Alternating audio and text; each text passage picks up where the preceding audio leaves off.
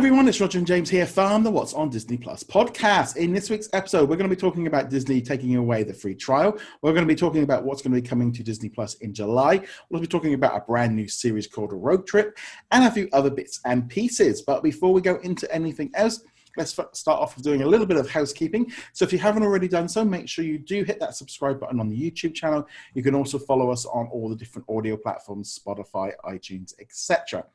Also, a big thank you to all of our patrons for your support, including Andrew Giuseppe, Joshua, Julie, Sarah, and What's on Netflix. And also a big shout out to Jacob for becoming a new patron as well this week. If you become a patron, you help support the channel and the website, and it starts at just about $1 a month. And you get access to a new exclusive weekly show that I do. It's like a Q&A session. I also run through all like the trending of what's trending, and that goes up on Sunday. So that's like a Patreon exclusive, and also they get access to a few things a little bit early behind the scenes and bits and pieces. But nevertheless, let's jump into the news. And I think the big one really was Disney Plus removed the free trial. That was, I had someone message me from one of my moderators, Joshua. He messaged me and said, I think they've taken it away. And then somebody else messaged me and going, not sure. And then, so yeah, check. And then it just blew up yesterday. They've removed the 7-day trial. This is not just in the US, it's in other countries as well. What did you think of this when this came up? It's a bit of a surprise. Free trials are standard in almost all entertainment mediums. And them getting rid of it doesn't really make an incredible amount of sense. I mean, we can kind of guess at the motives, but I don't know. I think this was a mistake on their part. Yeah. Well, I've come in signs of this from two ways. So first off, you have to think now, if they are going to start dropping movies like Artemis Fowl, Hamilton, The One and Only Ivan, and maybe things like Mulan start dropping on there much quicker, they're now much more aware of people jumping in, using a free trial, and jumping back out again, and they make no money. They make zero money on that at all.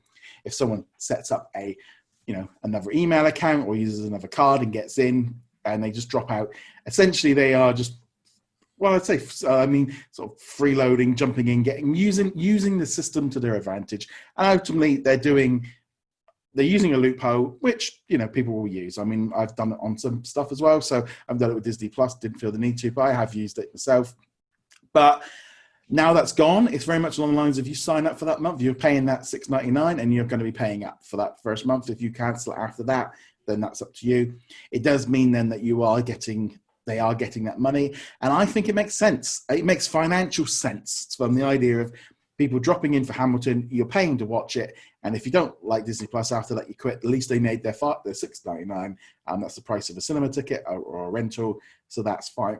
I think it makes sense from that point of view. If they're going to start doing more faster things, it makes sense. If also with the way they've changed over to this dropping a whole season at once rather than stretching it out, it makes a little bit more sense. It goes against everything that's sort of we're used to with streaming services. However, it does feel like the world has changed a lot in the last 3 months from when all this started. And also, if you don't know what you're going to get with Disney Plus when you sign up, you've got the big banner with all the big characters. You're kind of getting that. I think they kind of moved on from like launch mode now. Now it's like, yeah, no, we want your money. Yeah, and of course, as a business, they're perfectly entitled to want money for the services provided, yeah. And that includes Disney Plus. But no, I still think this is a mistake. The people who would try to take advantage of this, either setting up multiple credit cards at different addresses, different email addresses, all that fun stuff, they're not going to suddenly go, oh, well, I can't do the trial, I guess I'll just pay the $7. No, they're going to go and pirate it, or they're going to borrow someone else's account. This is not an untapped monetary resource for them. This is just them removing the ability to test Disney Plus before getting it. It's one of those things where I feel like they're making the decision for the people, because of the people who take advantage of it, rather than the people who could actually benefit from it. Because there are people who are like, I know the Disney classics, Beauty and the Beast, Aladdin, Snow White, whatever, but I don't know what this service has, and they want that 7-day trial. I don't think you're suddenly going to go, oh, there's no trial. Well, I guess I'm going to subscribe. There's no trial. I'm going to go try HBO Max or Netflix, or I'll just see what's on my television. The one argument I can see on their side is that it does cost them resources to provide movies to people who aren't paying for it. You know, they do have to pay the storage costs, they have to pay the networking fees on their side, all that kind of thing. But yeah, no, this is a mistake, I think. It's very funny as well because looking at how this has gone down, if you go into, like, for example, our Facebook group, pretty much everyone is along the lines of, yep, yeah, they should do that. We don't want freeloaders, because most people in the Facebook group are already subscribers, are paying for it, and therefore are like, yeah, no, if you want access to it, you should pay for it. The YouTube comments of the video that I did yesterday generally are along the lines of, yeah, makes sense. When you go on to like non-Disney areas and start looking at the comments, there's a lot of people going, well, that's what I plan to do for the Falcon and the Winter Soldier. Why have they done that? It's like, yeah, that's why they've done it. It's exactly why you just said, you know, you and being upset that you couldn't watch the whole of The Mandalorian in your free trial.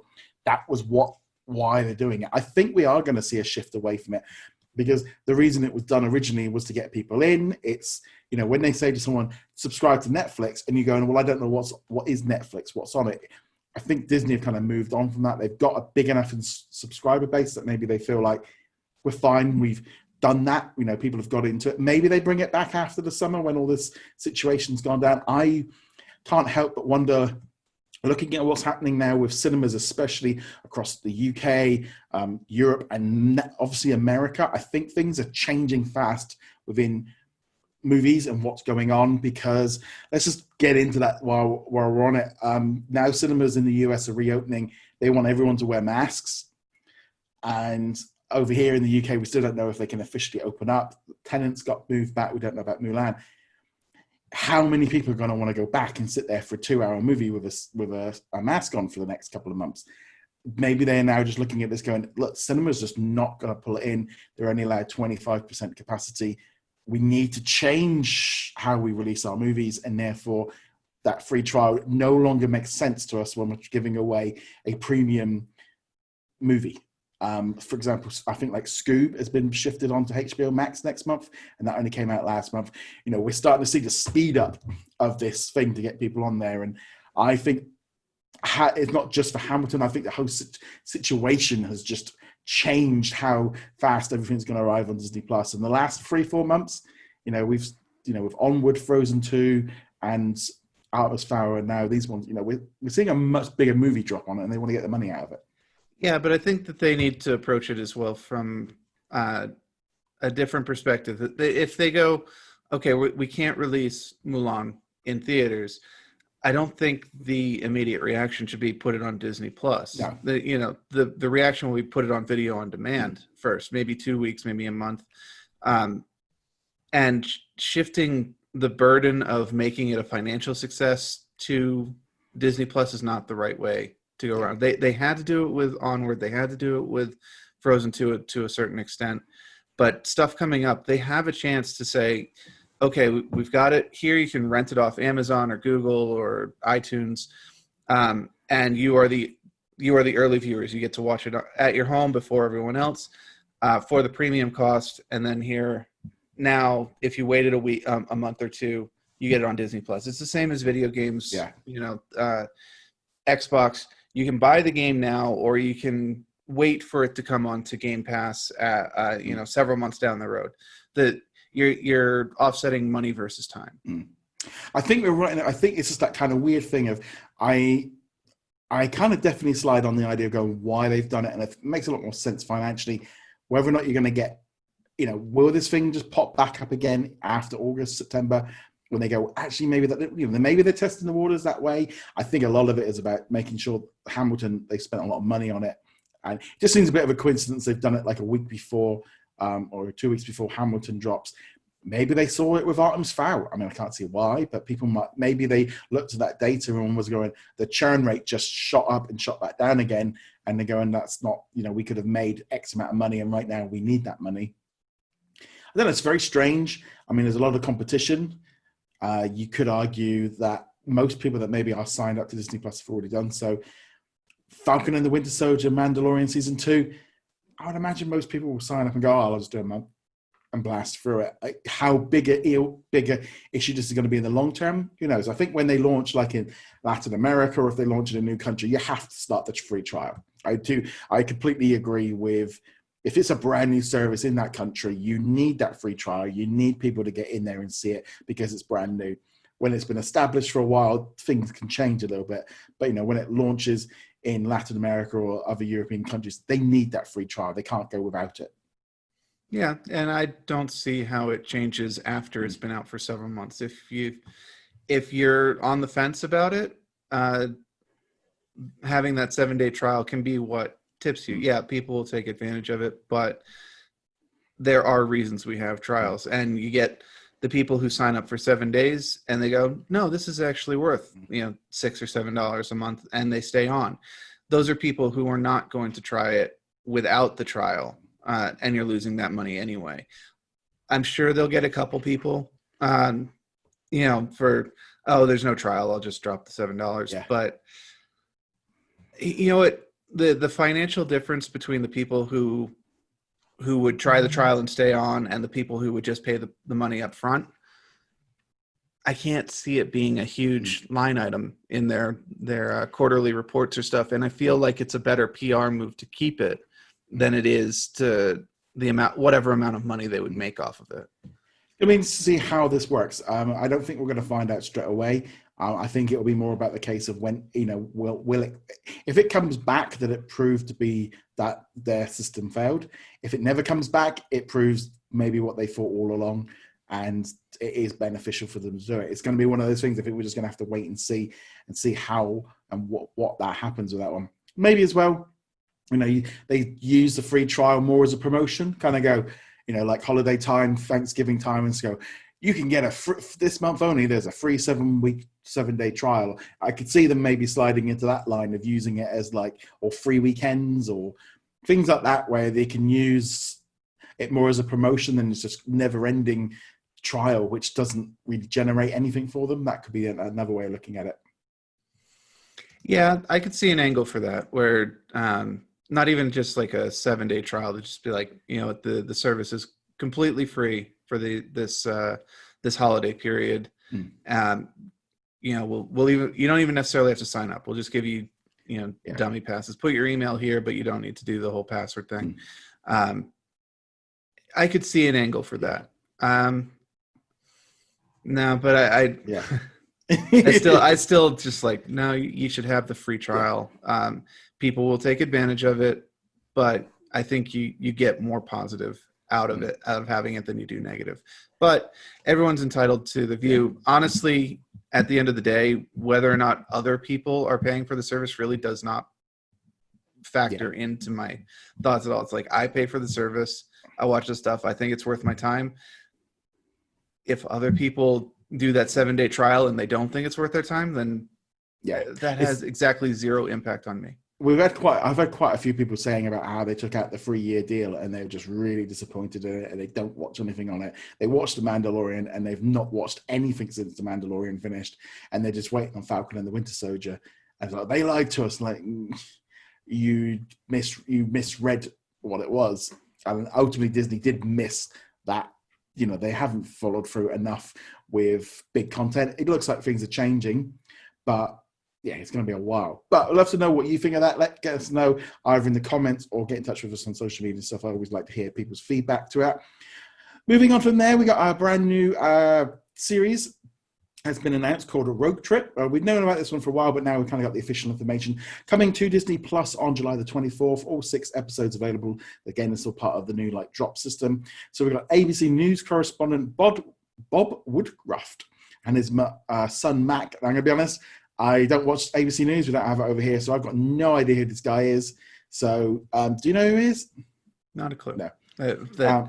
There's so many personalities now that, I mean, it's kind of hard to track him. Yeah, apparently he's been in a number of wartime correspondent. He's been in some big. He was injured in a roadside bomb, and he kind of wants to do this trip to kind of show people not to be afraid. They're going to Colombia, Papua New Guinea, Ethiopia, Pakistan, Lebanon, and Ukraine. It's being made by National Geographic. Now, I'm going to be honest.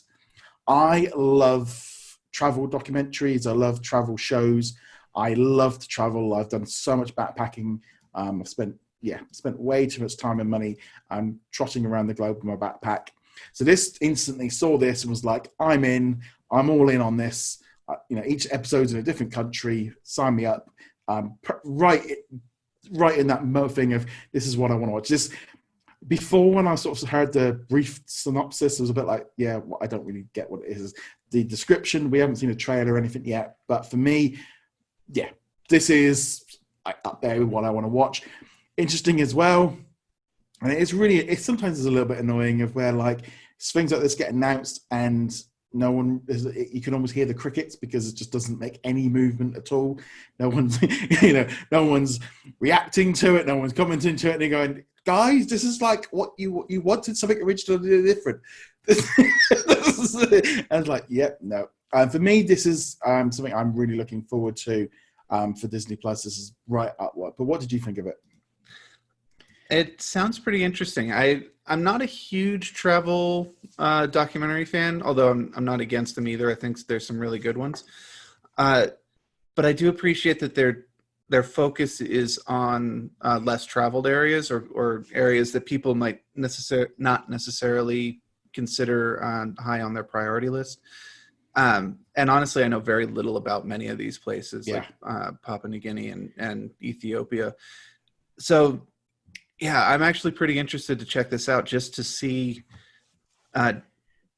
countries and areas that I know very little about. Because there are a lot of great documentaries about, backpacking across Europe or seeing Germany, France, or say Nigeria or Congo or something like that down in Africa. And you don't get to see other places all that often. They always go to the same places and they're beautiful. There's reasons people go to those places, but yeah, it's a gigantic planet and there's a lot of places that we don't know about. The only thing that always gets me about travel documentaries is why they always go and find the eccentric local and go to their house. It's like, you can't, if you're a tourist there, you can't do that. It's always like, they'll go to Paris and instead of showing you the Eiffel Tower and Disneyland and the Trump, they'll end up going to some like weird person's house in the middle of the back of the beyond and go and do something that nobody can go and do. And you're like, yeah, it's not really helping. But I'm interested to see where this one goes. I'm in. I'm going to watch all of these. I'm also going in maybe completely blank as well. I don't know who this guy is. I've got no preconceived notions of what he is or how he is. So therefore, it's all completely fresh for me. Same here too. I don't know who these guys are. So really checking out the series on the strength that it's National Geographic's and on the places that they're going and that they're taking a different approach to this. Yeah, so that one's definitely going to be good. The only thing that really got me with this one is, this will lead into our next topic, was they put out the July list of everything that's coming, and then this was on it, and then it got taken off of it, and then the next day they did the announcement for it. It was like, why did you do that the other way around? But nevertheless, let's jump into what's coming up in July. Now, this is based on the United States, so there are going to be some regional differences. So kicking off on Friday, the 3rd, we're going to get in Hamilton. A couple of movies will be dropping on there. We're going to be getting The Big Green, The Mighty Ducks, Race to Witch Mountain, 2 seasons of Animal ER, and then Diary of a Wimpy Kid, Roderick Rules, Ice Age Collision Course, and then we're going to get 4 seasons of Ice Road Rescues, a new episode of Pixar in Real Life. As per usual, we then get every single Friday, we get a Disney Family Sunday and a One Day at Disney, and we get a new episode of It's a Dog's Life with Bill Farmer. I'm also in the UK, Frozen 2 comes out the same day. Quite a bad, not a bad list at all there. Hamilton, obviously the big one. I haven't seen Collision Course, Ice Age, so I'm going to watch that one as well. I haven't seen Race to Witch Mountain in years. It's got The Rock in it, and I can't even remember the Mighty Ducks. So there's actually quite a few things there that I'd quite like to watch. And also Ice Road Rescue. I'm always a fan of National Geographic stuff, but I don't think that's a bad lineup for Friday. No. Well, Hamilton by itself is obviously the big one. A lot of people are going to tune in for that. It's been a huge thing here in America, and a lot of people have not had an opportunity to see it because the tickets are very, very hard to come by. That's it. I have not seen it. It's not huge on my list, but also we're not getting a ton of new content at the moment, so I will check it out, see what all the commotion is about for it, and other than that, I love the Mighty Ducks. I play hockey, so of course I love the Mighty Ducks, but I've seen it so many times I don't need to see it again. The one that I want to check out is Race to Witch Mountain. I honestly forgot this movie existed at all. I know I've never seen it. I probably ignored it back in the day because I didn't associate Dwayne Johnson or The Rock with don't even do that with quality content. Obviously, I'm not coming from a WWE fan background. It's only been in recent years where I've been like, wow, this guy actually is really good as an actor. So I'll check it out, give it a look. I don't remember if it got positive or negative buzz when it came out. So, and I'm not going to change that. I think I'm just going to go in pretty much blind. I'll go off the blurb, which I already read, and that's about it. Yeah, I'll be honest, as I'm a big wrestling fan, so I've been following The Rock ever since he was Rocky Maivia when he made his debut. So that was the difference of like, even when he was appearing in The Scorpion King, I was like, yeah, I'm going to see that. that was enough for me. So moving on from there, July the 10th, Country Fixers Country Vet Season 1, Gigantosaurus Season 1, which I know that one's going to be really popular when that one drops onto Disney Plus. A lot of people have been asking about that one. Solo, a Star Wars story, will be dropping in the US and Canada. Obviously, it's available everywhere else. And then we get One Day at Disney, etc. And then a new episode of It's a Dog's Life with Bill Farmer. Solo, big movie, bit of a slightly weaker one. We also get Secrets at the Zoo Season 3. So nice mix, new couple of new National Geographic shows, new Disney Channel show. So I think that looks quite a nice lineup for that day. Yeah, nothing huge standing out for me personally. I know people have been asking for Gigantosaurus. I've never actually heard of this show before doing the Disney Plus podcast. Like, and seeing people asking for it. I'm like, I don't know what you're talking about. It looks cool. I love dinosaurs, but obviously it's not exactly our age range. No, it's funny how people, it's like, so some shows that people are just, in the comments constantly asking for. And the minute you go, this is coming on this date, where's this? And you're like, that's disconnected. And the minute something else is announced, and it does feel like everyone moves on to the next thing that's not on there. But let's move on now to July the 17th. We've got a pre-opening report from Disneyland. Ironically, I think that's not the same day that Disneyland's opening up from being closed. I doubt it's really all that ironic. There's probably some method to that madness. Yeah. Is it July? Just trying to see when it is. It is planning out for the 17th. So it's the exact same day. So that's hardly ironic, the fact that they're going to get. I think that one again will probably just be US. For some reason, these legacy titles don't seem to be getting released internationally the same way. All the old like Disneyland stuff. I don't know if it's because they're not rated or something. I don't know quite how that one works. We're getting Diary of a Wimpy Kid: The Long Haul. How many of these Diary of a Wimpy Kid movies have ever been released? Because I've never heard of them until suddenly every other week there's like one being announced and then it gets taken off. And then it gets put back on and then it gets taken off. I have no idea. I thought there was one, and apparently there's lots of them. I saw the first one, and I don't remember anything from the first one. I just remember being not even disappointed with it. I was actively upset by parts of it where I was just, I don't even remember what. I don't remember what annoyed me about it, but I remember coming out of that movie or getting off my couch because I watched it at home and just being like, that was really bad. But apparently they're extremely popular. So yeah, see, Wimpy to me is a burger food chain. We have burger food. They're just burgers. Isn't Wimpy the guy at the Popeye? That's a deep dive for me. I haven't seen Popeye in years. I think you're right, though. I think it is the little kid, right?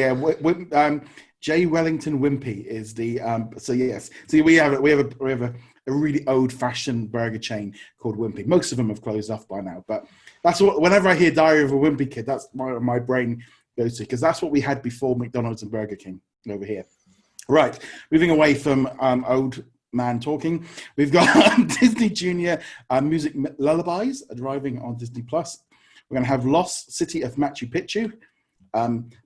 I'll watch that one. I'm just watched the last one they've just been putting on. I did actually go to Machu Picchu about 12, 13 years ago. Amazing place. So I'm going to be watching that one because it just reminds me of being there. Okay, here we go. We're also getting seasons 1 and 2 of Super Robot Monkey Team Hyperforce Go. I have no idea what this is, honestly. It's like, even the picture's just like, it's just full on. A load of people really excited about it. A 13-year-old boy joins forces with bionic monkeys to save the universe. It's like a Teenage Mutant Ninja Turtle, Power Ranger, Powerpuff Girl mashup. This, you know what? I got to be honest. I might check out the first episode of this just to see, because this looks absolutely bonkers. I also want to just watch the intro. You know it's going to be good. But yeah, but Super Robot Monkey Team Hyperforce Go. I mean, that's literally like, let's just spew words together and just chuck them into a. But moving on. I haven't seen a trailer or anything, but just that key art looks absolutely nuts. Yeah, and The Musketeer at Walt Disney World. So this was filmed back in 1977. Again, some classic Disney content. Wild Chile, season 1, and then we're going to get the last episode of It's a Dog's Life with Bill Farmer, which is just a series that just it's that feeling of had that all dropped at once. That it almost feels like the last remnants of the weekly drop on these kind of series. I don't think we'll be seeing that much again. Have you been carrying on with the It's a Dog's Life show? No, although I actually have been keeping up with, well, not keeping up, that would be an exaggeration, with One Day at Disney. Yeah. It's one of those ones where I'll get to like Wednesday or Thursday and I just need something on while I'm working, and I'll just rip through all the episodes of that I have not watched, because they're like 4 or 5 minutes long each. Well, those are about 10, but leave them on in the background and just hear some silly fluff pieces from Disney. I mean, It is absolutely 100% a propaganda series. It is like, look at how great we are and look at how much fun all the people who work here are. Don't you want to work here? It's the training video that you always refer to. But it does make for some interesting background noise. And normally there's at least one thing per episode where you kind of go, oh, that's kind of cool. I haven't watched it since December. And that's fair. Yeah. It's not something I'm going, I put it on as background and just, you should too. No. I'll be honest, I do that a lot with the National Geographic shows. That's what I've been, and Gravity Falls, that's the other one I've been kind of following through. But see, I love the National Geographic shows. I love the movies too. Like, I'm going to check out the Lost Cities of Machu Picchu and all that stuff. But I prefer to not put them as background noise because they have such amazing visuals that I want to at least have a certain amount of active viewing. Like, it might be up on my second screen while I'm working on the first screen or something like that, but I want to be able to glance at it. And if I'm doing it while I'm working, I'm not checking out the second screen, and I will miss the cool visuals. One that I recently watched all 3 episodes of the Japan Sky documentary they put on there. 3 episodes, and they literally just fly around Japan. Looks absolutely stunning. It is one that you kind of go, you have to watch that one. But so moving on from there, July the 24th, we're going to be getting the whole season of Road Trip, the brand new series. Wild Congo, Wild Sri Lanka, and then Pirates of the Caribbean, Dead Men Tell No Tales. That's obviously the big movie there. So again, a couple of big National Geographic shows. I think that looks a fine week. Dead Man Tell No Tales. I can't remember which one that one is. Is that Salazar? That's the last one. One. They give a little bit of backstory of Jack Sparrow, and he's got to get the Black Pearl back because it was stuck in a bottle or something. I barely remember. For some reason it was called like Salazar's Revenge over here. I don't know why they gave it a different name. No idea. I'll watch it. I know it's not available on Disney Plus over here anyway, but that's what throws me off with Dead Men Tell No Tales, because it's like, what one's that one? Because well, to be fair, even once you get past the first one, the naming's like, wait, was that the second one? Was that the third one? I don't remember. To be honest, I saw this one when it came out, and I think we talked about it actually on the Diz Kingdom podcast, where I thought it was a perfectly fine ending to the Pirates of the Caribbean. Not in itself a great movie, but it does provide a satisfying conclusion to the story that started with the first movie. And I hope that I know that they're not, but I hope that they just kind of let it rest at that point and let it come to an end, or just go off on a completely different group. There's a lot of stories you can tell with Pirates of the Caribbean. It doesn't have to have Jack Sparrow in it. Please, guys. No, seriously. See, that to me is just Pirates of the Caribbean. Right now, on July the 31st, we're getting the brand new season of Muppets Now. All 6 episodes will be dropping that day. We've seen nothing other than some key art, which is just the Muppets, which could have been something they could be showing us a picture from the 1970s. There's not really anything to go off of. So we'll wait and see what's going on with that one. Then we're going to be getting Incredibles 2 in the United States and Canada, as it leaves Netflix. Alaska Animal Rescue Season 1, Animal Showdown Season 1, Best Job Ever Season 1, Big Cat Games, Cradle of the Gods, Destination World Season 1, Dr. Oakley Yukon Vet Season 8, Fearless Adventures with Jack Randall Season 1, Hidden Kingdoms of China, Hunt for the Abominable Snowman, India's Wild Leopards, Jungle Animal Rescue Season 1, Kingfishers Season 1, Lost Temple of the Inca, which is a documentary, Marvel Funko Seasons 1 and 2, Surviving the Mount St. Helens Disaster, Weirdest, Bestest, Truest Season 1, and What Sam Sees. Yeah, what jumped out at you from that lot? Actually, quite a few. I mean, it's a huge drop, but Muppets, obviously, the Big Cat Games, Cradle of the Gods, the Hidden Kingdom of China, India's Wild Leopards, the Lost Temple of the Inca. There's a lot of good National Geographic stuff dropping, and then of course the Incredibles 2. If you haven't seen that, I still don't think it was a necessary sequel, but they did a decent enough job with it. Yeah. It's one of the things with that one there's a few of those ones at the end which look to be almost like National Geographic Kids YouTube videos that they've just pulled over, and it really feels like they whoever's doing the Disney Plus library at the minute is going, shall we go over to the National Geographic and have a look at the archives? They opened up and go, oh, there's a lot in here to go to. We need to start dropping this stuff out there. It's like they seem to have found the National Geographic library because they're going to go a little bit further back than we've seen. I'm loving all this stuff. I think it's a good way of building out that library, making everything available. It's really funny with National Geographic. There's so many people just like, oh, it's National Geographic. And it's like, yeah, but your feelings on National Geographic shows are kind of like how I look at the Disney Channel shows, of just like, if you drop Ant Farm, which is coming this week. I've got no idea what that is. I'm never going to watch it, but a documentary about ants, I'll watch.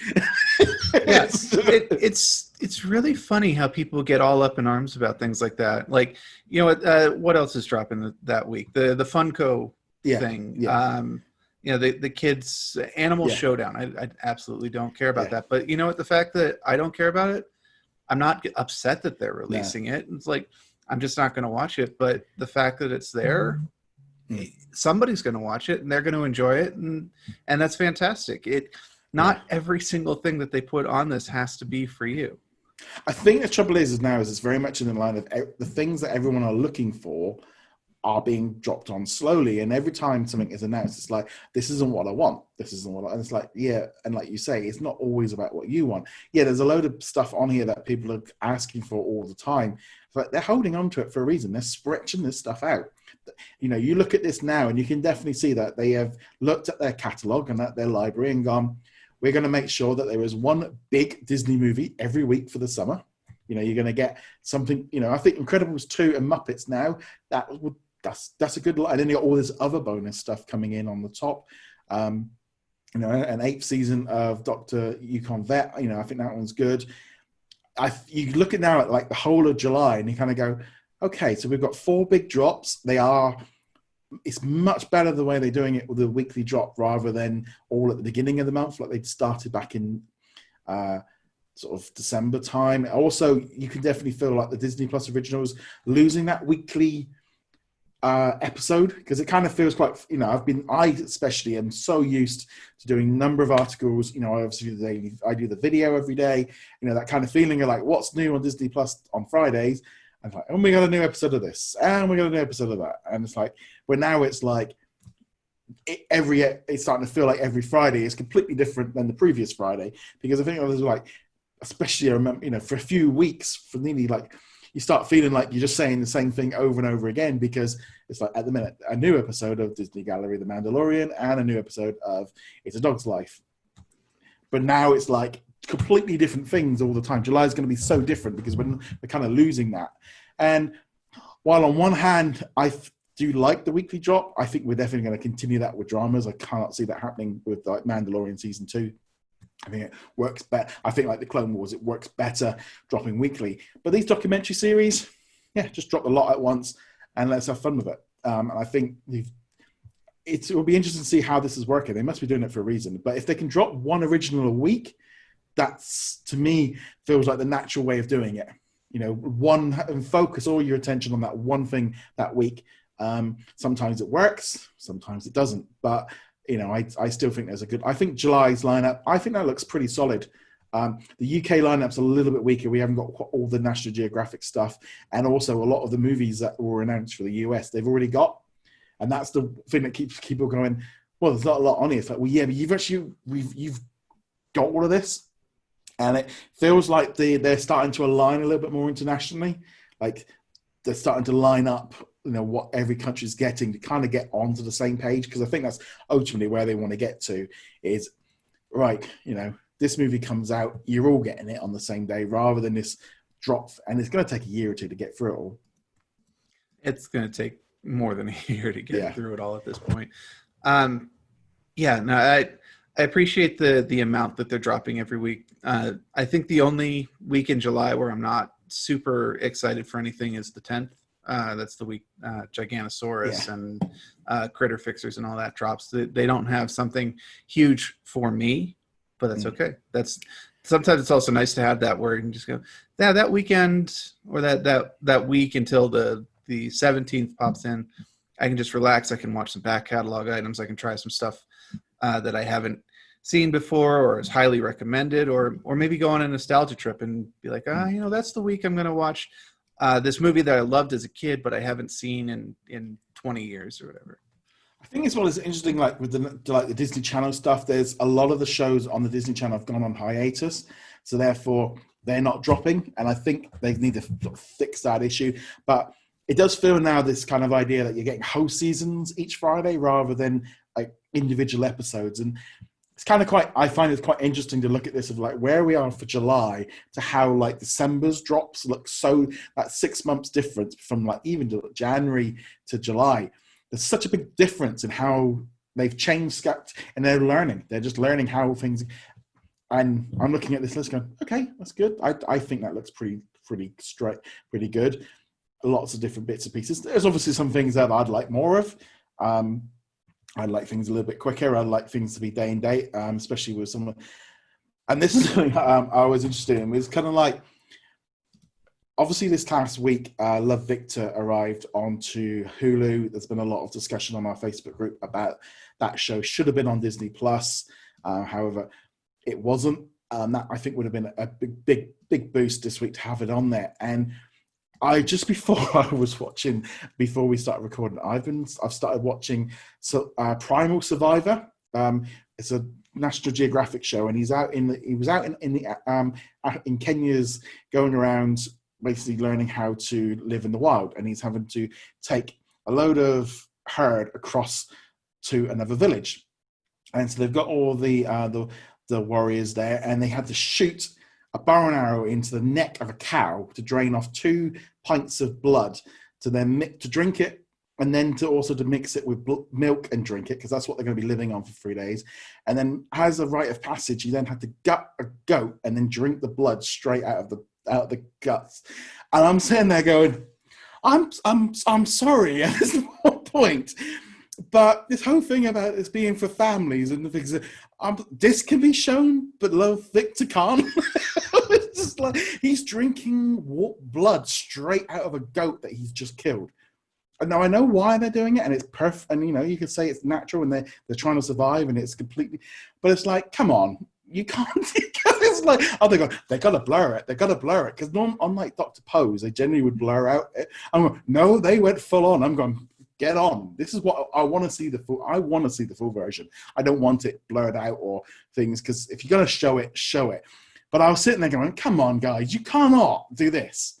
And then I was just like, this is pretty heavy. And I'm like, I understand it. I mean, I don't, it's like thing of drinking blood because they need to survive because there's no water. So if you take basically if you take like a bunch of blood out of a cow, mix it with milk, that's basically your dinner for the day kind of thing. And I mean, it sounds horrendous.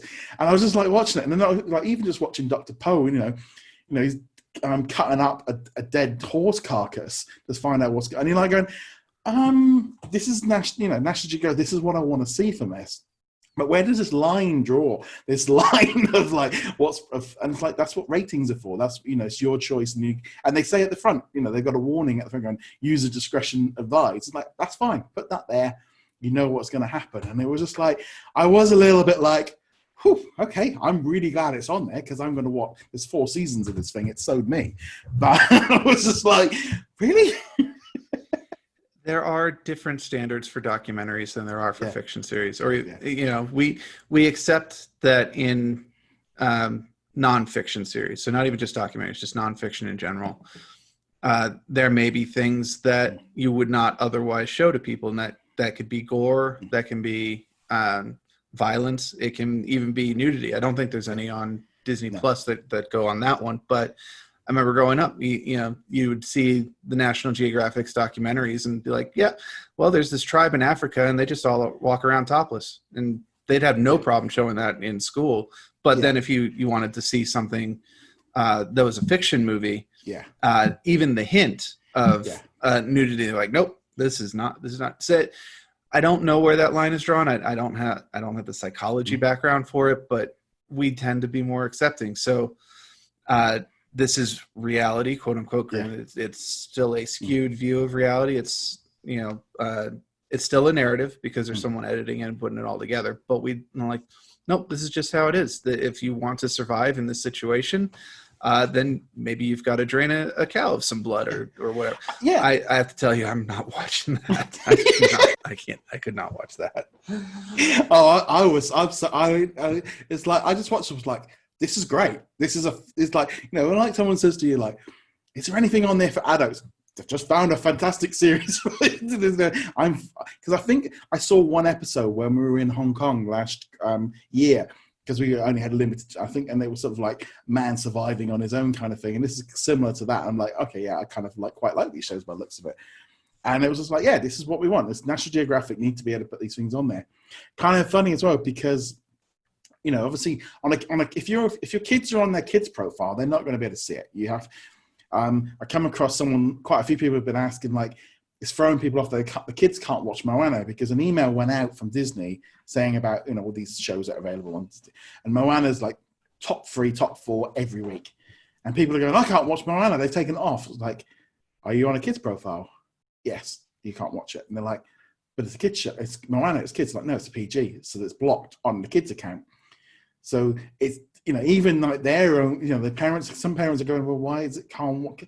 And like Moana's perfectly fine for their kid. They don't view that as an issue, but the rating gets blocked on a kid's account and things like that.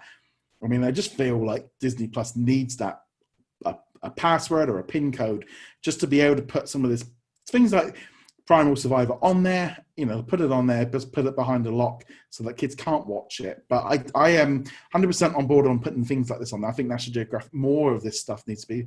There's a whole host of shows that aren't on here, about World War II or about all this kind of stuff that's completely missing. It's all valuable information. It's all learning history. It's all should be. It just feels at the minute there's just a lot of animal stuff. We seem to be on a lot of the animal stuff. We've not really gone into the the mega structures and all of that kind of side of things. And I think it'll all be coming soon, because I think they're just going to keep dropping season after season as they just go through, and maybe animal stuff just seems to be more popular at the moment. But yeah, that's one show I've been enjoying. Also, like I said, I've been doing a bit of Gravity Falls. I'm trying to think what else. I was sat there the other day. We had Rogue One was on ITV, Saturday Sunday night premiere, and then from that it was just like, why am I sat here watching it on ITV with commercials? I could watch it on. It's strange how we do that. It's like, if I really want to watch this, I could just put it on, and I don't have to deal with the commercials, and I don't have to deal with whatever edits they had to make to get it within the time slot they wanted to fix it in. But we'll or a movie will come on, and you're like, I love this movie, and I'm just going to sit and watch it, and like, I literally have the DVD right over there. I'll just pop that in. Nah, it's too much effort. It is really funny how you end up doing that, and especially lately, because it feels like the TV channels are running out of content, so they're putting more movies on and stuff. And like, sitting there and you just drop into like Jurassic Park 3 for like an hour and then drop back out again. But yeah, I was watching that. So what else have you been watching on Disney Plus? Let's see. Continuing with Gravity Falls. I'm actually almost done with it now because it's not quite as long as I thought it was. And I tried out Princess and the Frog, which I'd actually never seen that movie before this past week. And I was like, all right, let's watch that. Let's try something new. And yeah, it was great. It's a lot of people have been watching that this past week, I think. It's kind of funny. I think if someone had said, hey, Keith David is in this, he plays the bad guy in it.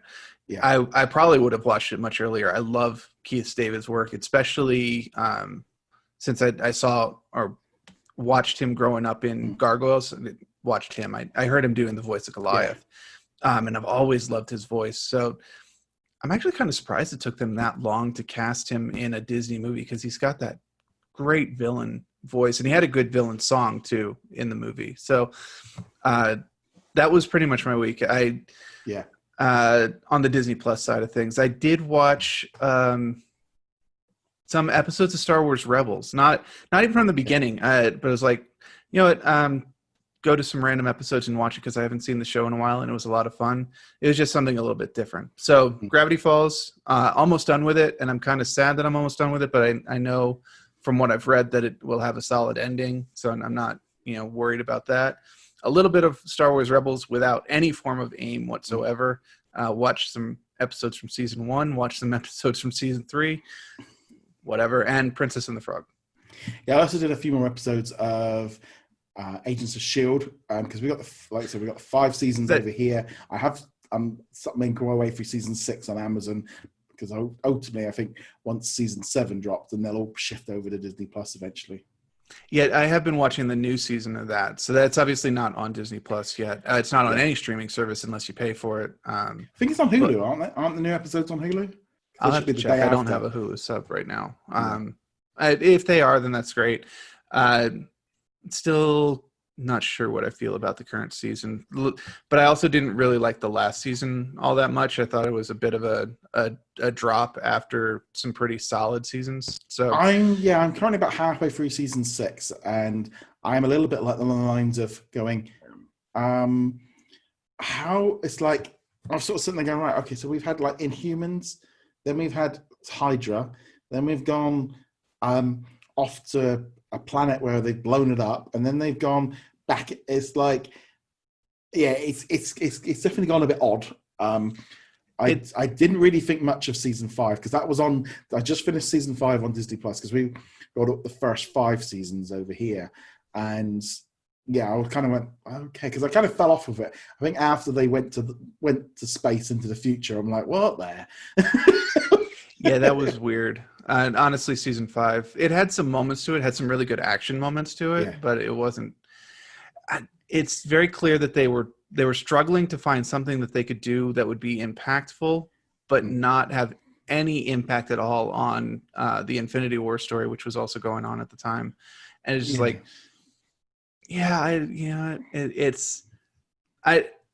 I've enjoyed the series even from the beginning. I know a lot of people were upset that it took a while for it to get going, didn't really pick up until Winter Soldier came out, but I've liked it from the beginning.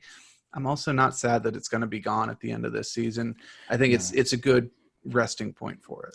Kind of also to me, it feels like it's like lost where it's like not really. It wasn't really about shit because it was like I was watching this episode earlier this week, and the 2 girls, they all went into this like casino on a planet, and they were and they got they like some flowers and like we're getting high, and you're sitting there going, I was just sort of sitting there going, yeah, this has really kind of gone and they're all just nonchalant, just like, oh yeah, we're on an alien planet dealing with aliens, like it was like in Star Wars, and you're going, this is kind of, I have not really been feeling it the same way. It doesn't feel like, the cops running around cleaning up and sorting out the issues after the superheroes. It's more like they've become the superheroes of like Star Trek, and it's like, yeah, no, it's not quite what I wanted. And some of them are legitimately like, you probably could be on the Avengers just fine. You've got Yo-Yo with her powers and Quake with hers, and it's like, heck, Coulson's practically got superpowers at that point too. Yeah. He's got like his bionic arm and pop a Captain America shield out of it, and no spoilers, it's going to get even wackier than that. It's one of those fun things where you can trace the beginning of that show. You can do this with the DC shows too, like Arrow. It started out as like a gritty, dark vigilante, and by the end of it, it's like, yeah, we're fighting the crisis on Infinite Earths where bajillions of people are dying, and I'm shooting arrows at spectral beings. Like, how did we get from here to there?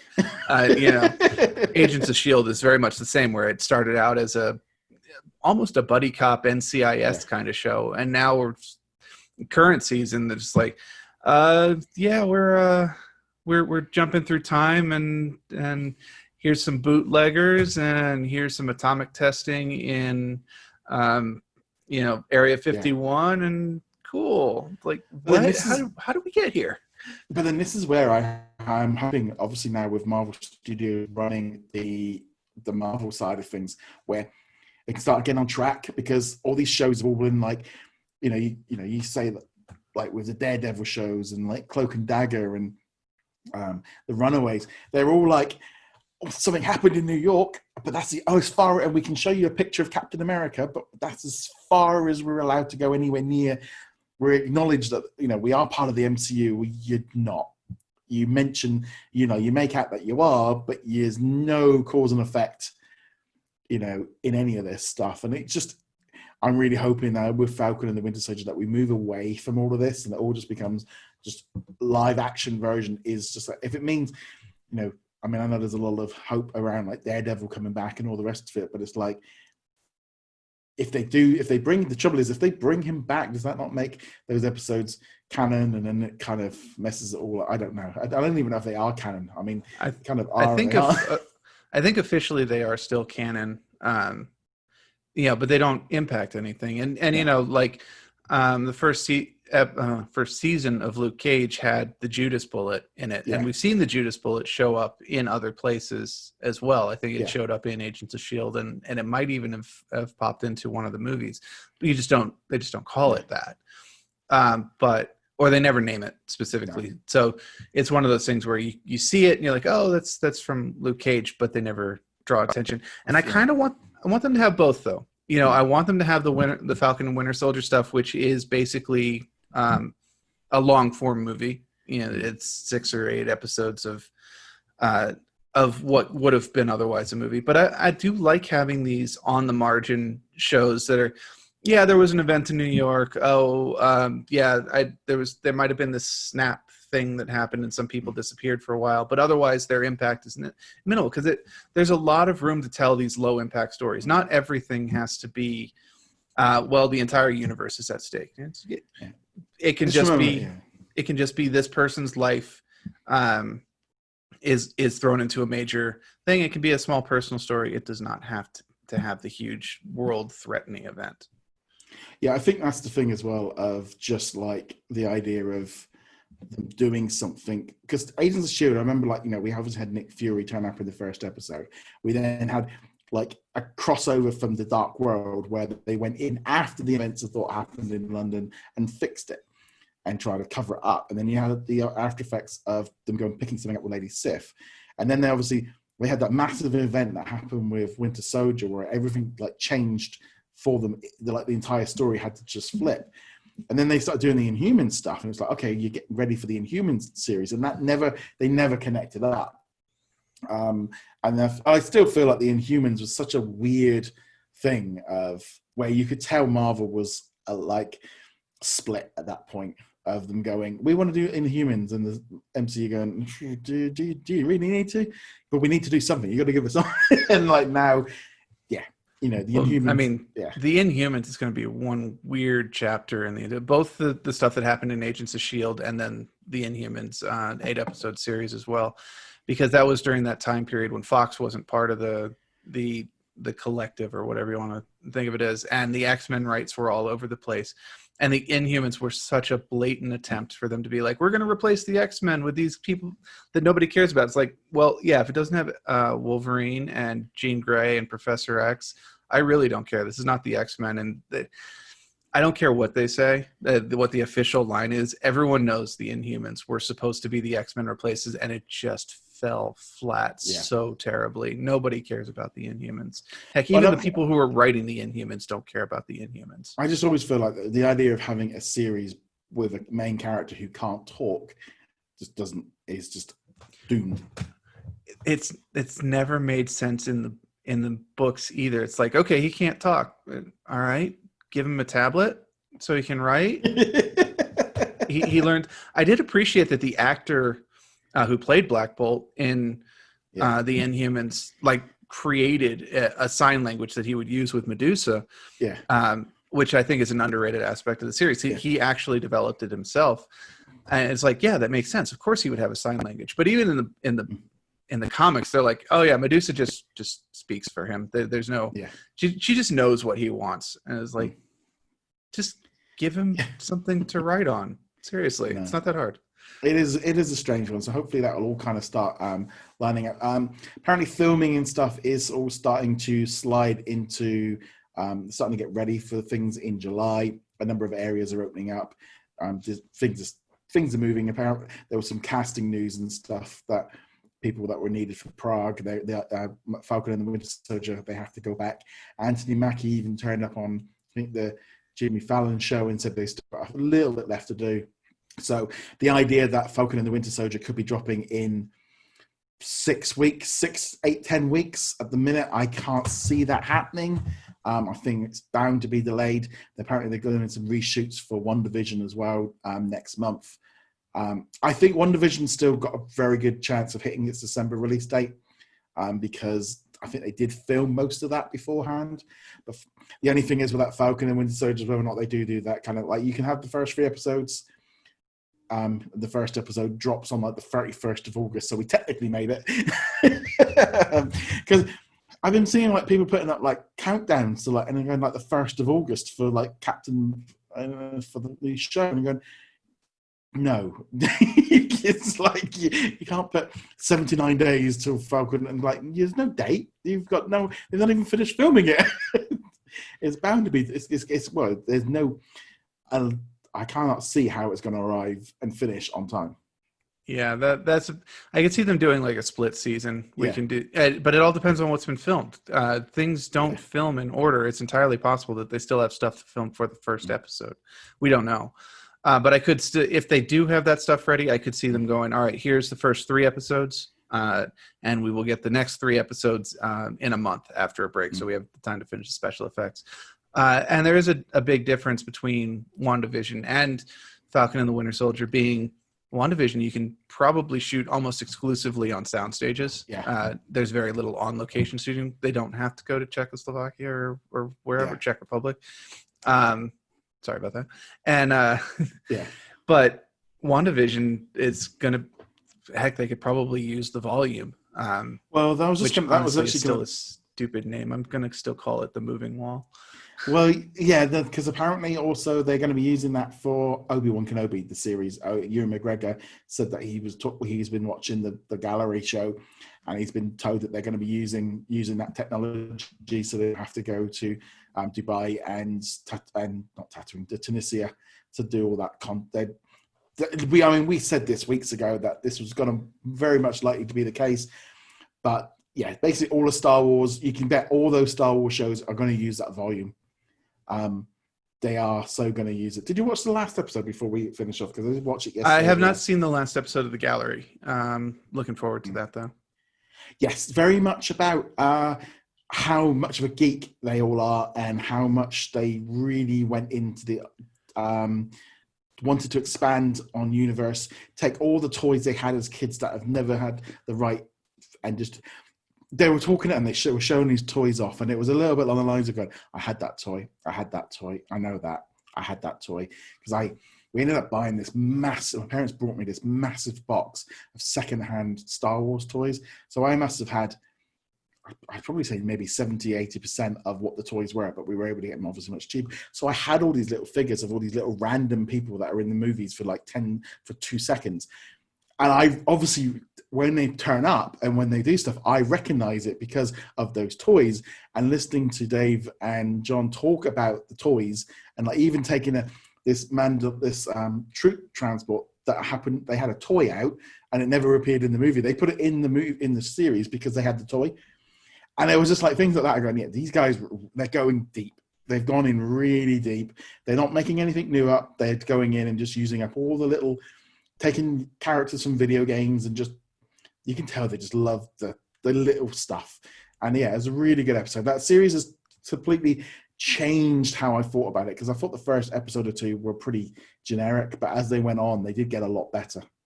And there's a lot of technical information in there too, a lot of how they did stuff in addition to why they did stuff. But yeah, when you pay attention to that kind of detail, like including, say, the troop transport or having a modified ATST, things like that in there, you can generally feel pretty secure that if they're putting those details, that they've got the big details right too. Yeah. And there's just a feeling that the guys who made this loved the source material. They didn't want to recreate the source material. And that's the big separating point between it and the Disney movies, like Force Awakens and whatnot like that, where they didn't want to put their stamp on it. They wanted to play within the playground. Yeah. Like, I think you might have mentioned it last week, but it's that quote where they didn't go back to the movies for inspiration. They went to the movies that inspired Star Wars and used those. And it's like, that's a good way of doing it, because you're still drawing from that same field. You still have that same inspiration for it. I'm kind of reusing words at the moment. I'm doing the Disney sequel treatment. But yeah, no, you can just tell that entire series is done with love. And I think the gallery really has highlighted that. Yeah, it did. One of the things I did find was really funny was, those like animals that they walk, they walk on, the little like two-legged little they came from the Ewok movie. I didn't know that. I remember them mentioning that was in one of the earlier episodes of the gallery as well. Yeah, they showed the clip. They showed a clip of the footage was dreadful. It was so grainy. There's a reason the Ewok movies are not on there, and it's not just the quality of them; it's the quality of the prints. I'm sure they basically are. But it was just, and like there was even this scene of like John like talking about the fact he got the gun made up from Boba Fett from the holiday special, and he sort of said to George Lucas when he's on set, and George was like, "Really? I didn't have nothing to do with that."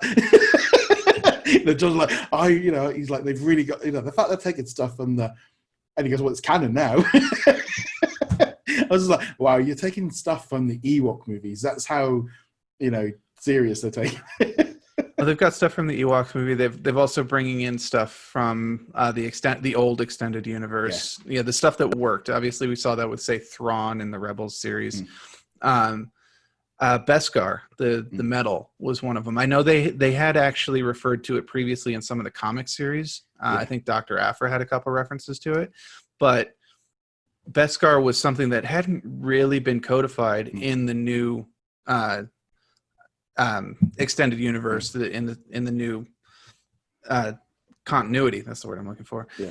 And having them have it be a fairly important aspect of the first several episodes in the reforming of the armor was largely drawn from the old continuity, where they had a whole thing about Boba Fett was still alive and he escaped the Sarlacc and all that fun stuff. And there was a whole section of several of the books where they went out and they got Beskar and made starships out of them because the thing was basically indestructible, and it could deflect lightsabers, which may or may not be important at some point. But also, they spent like 5 minutes talking about the ice cream maker. That's how deep they were. The ice cream maker is one of those things. I've mentioned it plenty of times here.